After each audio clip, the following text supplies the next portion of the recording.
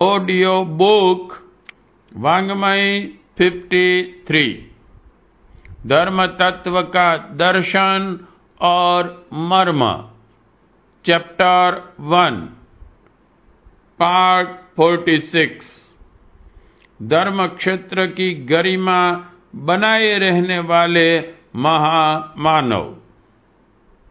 महामानवों द्वारा संपन्न किए गए महान कार्यों पर जन सामान्य कुछ दृष्टिपात करता है तो प्रतीत होता है कि औसत मनुष्य की तुलना में उनमें कोई दिव्य विशेषता संपन्न रही है, कोई देवी अनुदान उन्हें उपलब्ध होता रहा है। अन्यथा सामान्य जन जब उदरपूर्ण मात्रा में कोल्हू के बेल की तरह आजीवन पीलते रहने पर भी अभावों, त्रासों और असफलताओं के अतिरिक्त और कुछ हस्तगत नहीं कर पाते, तो फिर वह महामानव किसी प्रकार न केवल सरलता पूर्वक निर्वाह क्रम चलाते रहे, वरन उच्च स्तरीय सफलताएं प्राप्त करके सर्वसाधारण को अपनी विशिष्टताओं से चमत्कृत करते रहें। जिन्हें तथ्य के प्रति प्रतीति हो, उन्हें उतना समझ लेने से समाधान मिल जाएगा कि मनुष्य सामान्य तभी तक रहता है जब तक कि उसके सामने कोई स्पष्ट लक्ष्य नहीं रहता। सैकड़ों सपने देखता और बढ़ता घटता और निरुद्देश्य जिस जिस दिशा में भटकता रहता है। पराक्रम की महिमा सुनिश्चित है, पर उसे प्रत्यक्ष देखने के लिए आवश्यक है कि कोई दिशा निश्चित हो। मार्ग पार करने हेतु न केवल सुनियोजित व्यवस्था हो, वरन उसके लिए आवश्यक शक्ति, जानकारी एवं साधन सामग्री जुटाने के लिए भी उमंग उठे। अवसर और साधनों की तलाश में कितने ही लोग रहते हैं और प्रतीक्षा करते रहते हैं कि जब कभी वे जुटेंगे तब ही अगली योजनाओं का कार्यान्वित करेंगे। यह सुविधा को सब कुछ मानने वालों का निमंत्रण है। इसके विपरीत प्राणवानों का एक दूसरा वर्ग भी है, जो बाहर नहीं भीतर देखता है और क्षमता, प्रतिभा एवं तत्परता को इस प्रकार प्रशिक्षित समुन्नत करता है कि उसके सहारे प्रतिकूलताओं को अनुकूलताओं में, कठिनाइयों को सरलता में बदला जा सकना संभव हो सके। धार्मिक क्षेत्र में कितने ही महामानवों ने व्यक्ति और समाज को ऊंचा उठाने के लिए अधिक परिश्रम किए हैं। पुरातन काल के सभी ऋषि मुनि इसी प्रयोजन के लिए समर्पित जीवन जीते थे।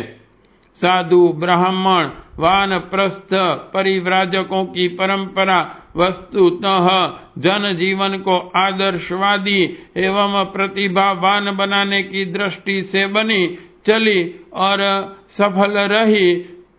स्मृतिकारों ने अपने समय की अवांछनीयताओं को बदलने एवं स्थिति के अनुरूप सत परंपरा चलाने के निमित्त स्मृति ग्रंथों का रचना क्रम बनाए रखा। सामायिक विपन्नताओं से लोहा लेने वालों में परशुराम, द्रोणाचार्य, बुद्ध, शंकराचार्य, चाणक्य, समर्थ रामदास, चैतन्य, कबीर, गुरु गोविंद सिंह, दयानंद, विवेकानंद आदि के नाम विशेष रूप से उल्लेखनीय हैं। प्रचलित संप्रदायों के आरंभकर्ताओं में से अधिकांश अपने अपने समय के समाज सुधारक ही थे।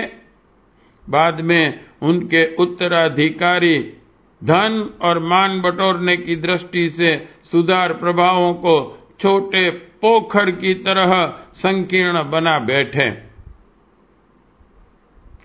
धर्म क्षेत्र में सुधारवादियों को मानवीय गरिमा को बल प्रदान करने वालों की कमी नहीं रही। निहित स्वार्थों ने यों भ्रांतियों और विकृतियों का जाल जंजाल भी कम नहीं बुना है। उतने पर भी वह क्षेत्र धर्म धारणा के मूलभूत सिद्धांतों से जनमानस को प्रभावित करने की प्रक्रिया से सर्वथा कभी भी विरत नहीं हुआ। पाश्चात्य देशों में भी ऐसे लोक सेवियों की कमी नहीं रही जिन्होंने अपने सत प्रयत्नों से धर्म का गौरव बढ़ाया और उसे बदनाम होते रहने से बचाया। 12वीं और 16वीं सदी के बीच यूरोप में पुरोहितों का आतंक अपनी चरम सीमा पर था। चर्च ने न केवल शासकों को अपना वशवर्ती बना लिया था, वरन अपनी निजी रियासतें भी खड़ी कर ली थी। जनसाधारण के मनों पर ऐसा सिक्का जमा रखा था मानो वे शासन और भगवान के मध्यवर्ती बने हुए हों। अंधविश्वासों के आधार पर वे शोषण और आतंक की दूहरी चक्की में प्रजाजनों को पीसते थे, यहाँ तक कि वे स्वर्ग की टिकट दिलाने का सब्ज बाग दिखाकर धन भी कुटिलता से लूटते थे। इस सन्नाटे को चीरता हुआ एक जर्मन युवक संव्याप्त आतंक से लड़ने के लिए एकाकी आगे आया। नाम था मार्टिन ल्यूथर। उसने विरोधी आंदोलन खड़ा किया। आरंभ कानाफूसी से हुआ, बाद में पर्चेबाजी और विचार गोष्ठियों का सिलसिला चल पड़ा। सहमति व्यक्त करने वाले समर्थकों की संख्या बढ़ी तो विरोधी सभाएं होने लगी और अवज्ञा की योजना बनने लगी। विधिवत पुरोहित आतंक विरुद्ध विद्रोह की घोषणा 31 अक्टूबर 1517 को हुई, जबकि ब्रिटेन वर्ग चर्च कोर्टों के दरवाजे पर जन आकांक्षाओं का प्रतीक विशाल पोस्टर लगाया गया। उसकी असंख्यों प्रतियां छापी गई और जनसाधारण के दरवाजे दरवाजे पर उसे चिपकाया गया। इस आंदोलन का लंबा इतिहास है। एक अच्छा खासा विग्रह खड़ा हो गया। दमन चक्र ने नृशंसता की सभी मंजिलें पार कर दी, पर इससे जन आक्रोश दमन के स्थान पर भड़कता ही गया। अंधविश्वास की जड़ें हिली और पुरोहित वर्ग अपनी पकड़ और प्रतिष्ठा गंवाता चला गया। अंततः वह दिन आया जब चर्च अपने धर्म प्रचार व विस्तार के प्रयोजन तक सीमित रह गया। उसका वैभव और आधिपत्य छीनकर लोकहित के कार्यों में नियोजित कर दिया गया। इस सुधारवादी की चिंगारी लूथर ने जलाई। समयानुसार उसने पूरे ईसाई समाज में विवेकशीलता की ज्योति जगाने में सफलता पाई।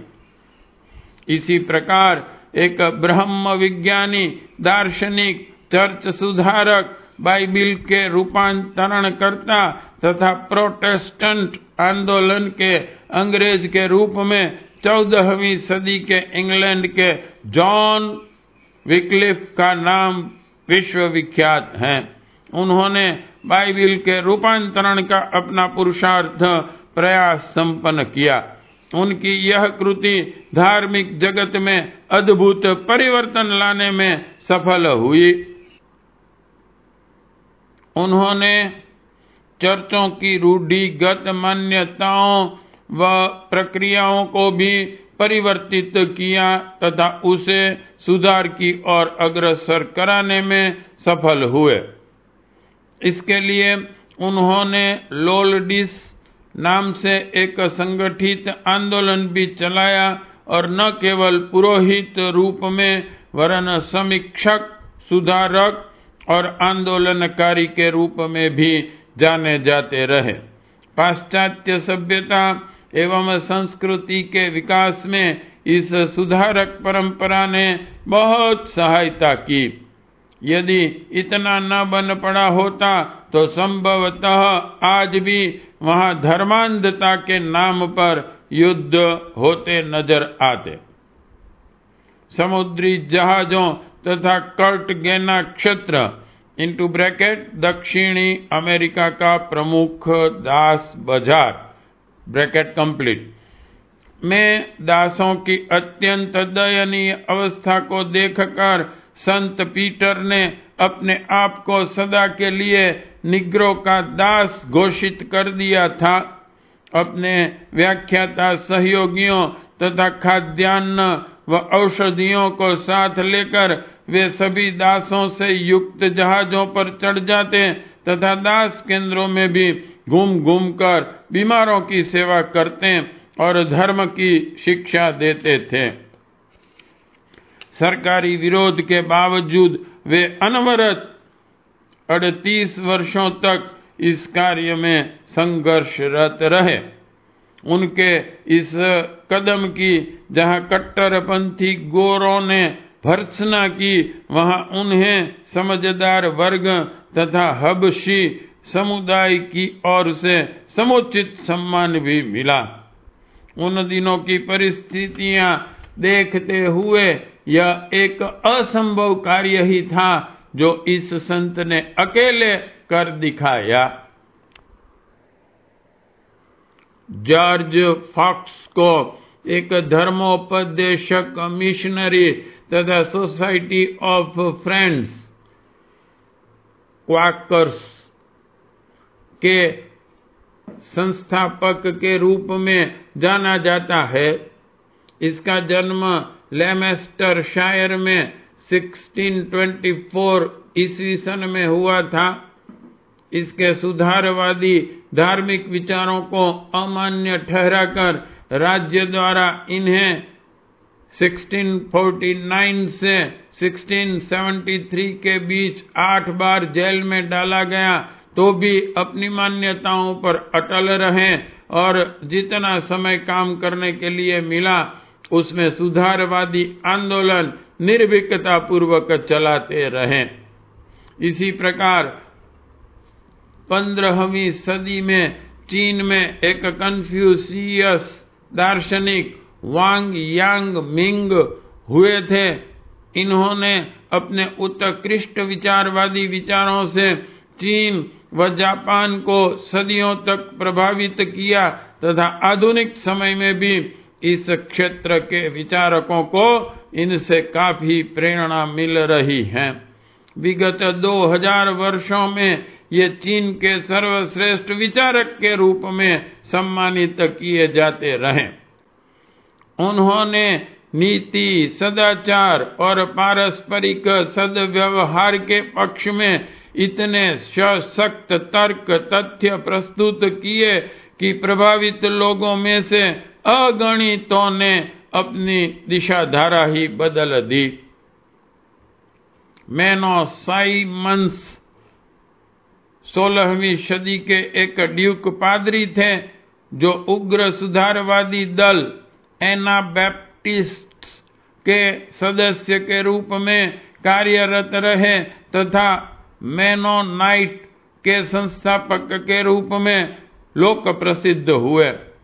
उनकी लेखनी व साहसी नेतृत्व के आधार पर एनाबैप्टिस्ट संगठन का अत्यधिक विकास हुआ तथा मेनोनाइट चर्च की स्थापना के उपरांत वे एक अत्यंत प्रभावशाली सुधारवादी नेता के रूप में माने जाने लगे। भारत की जनगणना के अनुसार इस देश में 60 लाख धर्मजीवी, भिक्षा व्यवसायी, साधु संत रहते हैं। अपने देश में 7 लाख गांव है। हर गांव को औसत इस समुदाय के 8.5 सदस्यों का भार वहन करना पड़ता है। यदि वे निठल्लापन छोड़कर आलसी, कुरीति, ग्रस्तता, गंदगी आदि बुराइयों को दूर करने के लिए जुट पड़े तो समूचे समाज का कायाकल्प हो सकता है। आवश्यकता इतनी भर है कि धर्मजीवी समुदाय को भ्रांतियों के सहारे व्यवहार चलाने में विरत, बाधित किया जाए और ऐसे कार्यों में लगाया जाए जिससे धर्म का गौरव बढ़े और समाज को इनके उपयोगी श्रम साधना का लाभ मिले। पार्ट 46 समाप्त।